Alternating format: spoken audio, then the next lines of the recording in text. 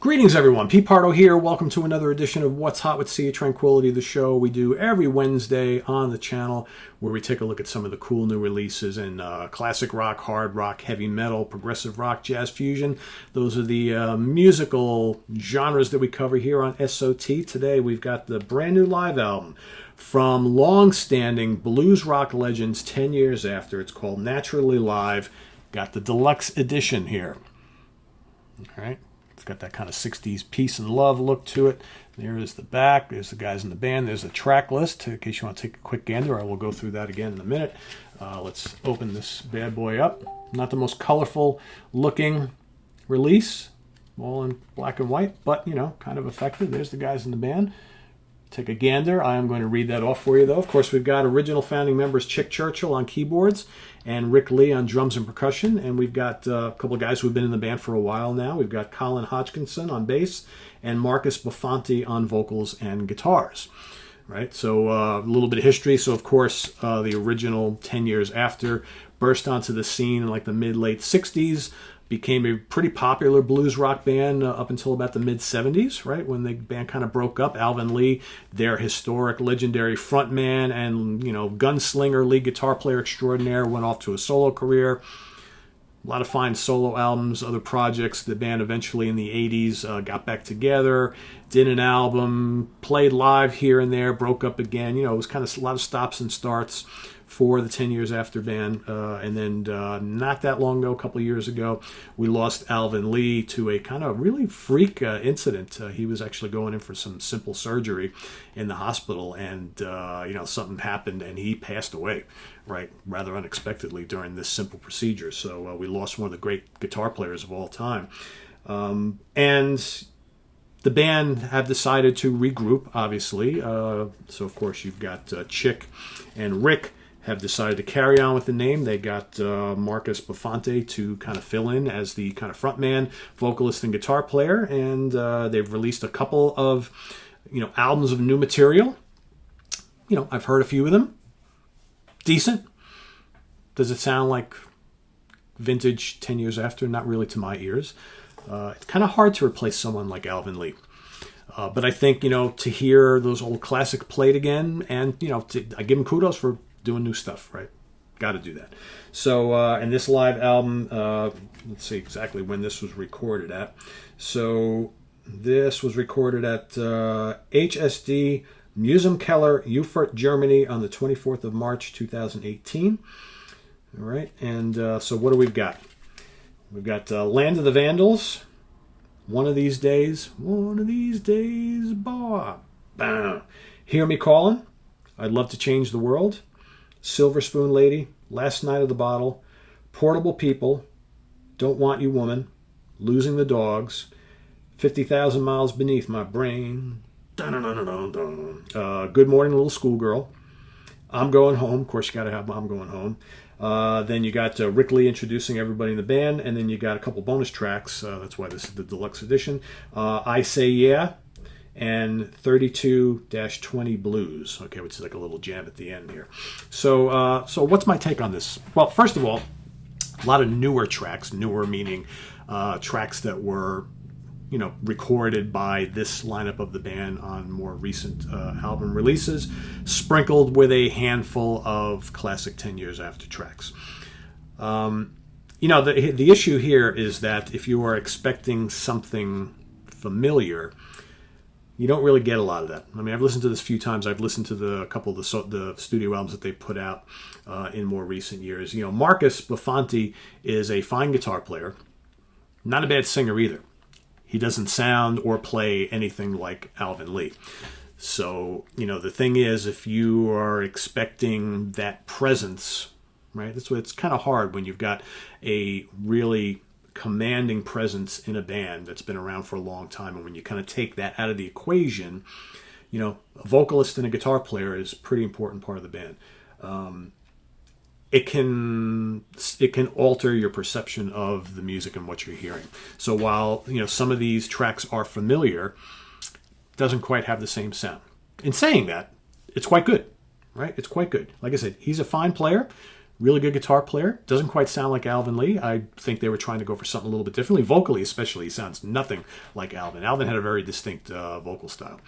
So, but some of these tracks, it's good rockin' blues rock. Okay. Land of the Vandals, a lot of fun. Portable People is cool. They do a really good job on I'd Love to Change the World. 50,000 Miles Beneath My Brain allows them to play all sorts of cool guitars. A lot of good guitar solos on here. It's good, workmanlike blues rock. All right. I think the problem is, for me anyway, for these ears, is there was something really, really special about 10 Years After all those years ago. Today, it's like, this is decent. That kind of specialness doesn't really seem to be there anymore. I also don't find some of the more recent material, it's okay. It's not that memorable. All right. And this is kind of what happens. There's certain bands, we've talked here on the channel quite a bit about some of these legacy bands that are still making new music. Some of them are doing a fantastic job of it. All right. Some of them are struggling to make stuff that kind of grabs you. And, while like I said, I think it's fine for what it is. The newer material is fine. It's missing that little bit of something. And I think that little bit of something might just be the guy who is no longer with us. No disrespect whatsoever to Marcus, but like I said, if you really can't go wrong. If you're looking for some really solid blues rock here in 2021, you can't go wrong with this. Like I said, you'll hear a couple familiar songs. You're probably going to hear some songs you never heard before, because I don't know how many people have heard the more recent 10 Years After stuff. So it's worth a listen. So if I was going to rate this right now, or give it a rating, I'd probably get a solid 3.5 out of 5. For the execution, it's good. It's well played. The rhythm section's cooking. Tasty keyboards. It's good, bluesy, hard rock and fun. But just maybe missing that little bit of a spark that Alvin Lee used to inject in the band many, many years ago. But, if they came and played around here, I'd go see them, because never seen 10 Years After. And like I said, this is definitely commendable stuff. It's just, is it classic? Maybe not.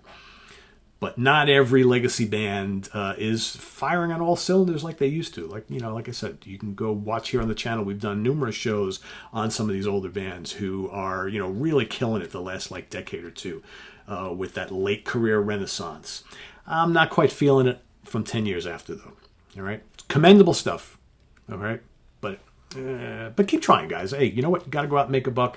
I'm sure, especially over in Europe, people are going to see them play. I would see them play if they came here, without a doubt. So I mean, if you're a big fan of the band, you've been following them all the way through, definitely check this out. If you're someone who kind of stopped listening to 10 Years After in 1975, you may not be all that much interested in this, and I totally get that. So, So anyway, this is on the web at www.seatranquility.org. We're on Facebook. We're on Twitter. Of course, we're here on YouTube all the damn time. Stay tuned for more here on the channel. Of course, we got the Monsters Den coming up tomorrow night with Jamie Laszlo, Dan Brown, and special guest Mike Portnoy as we rank our 5 favorite films from the thriller maestro Brian De Palma.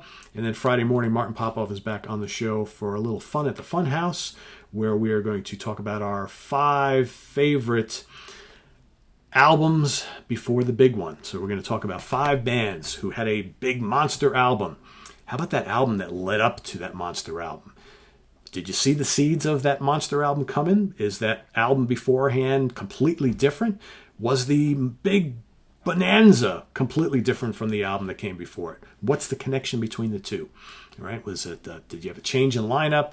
Was it a new record label, a specific producer? So we're going to kind of analyze five bands, 5 albums of that album before the big one, and talk about it and compare it to the one that came after. It's kind of almost like the reverse of what we did a couple months back with that classic album Rewind, where we talked about the album after the big one. Well, this is going to be the album before it. So how does it stack up? What are the differences? And did we kind of see that big one coming based on that album that came before? So that's coming up on Friday. You don't want to miss that one.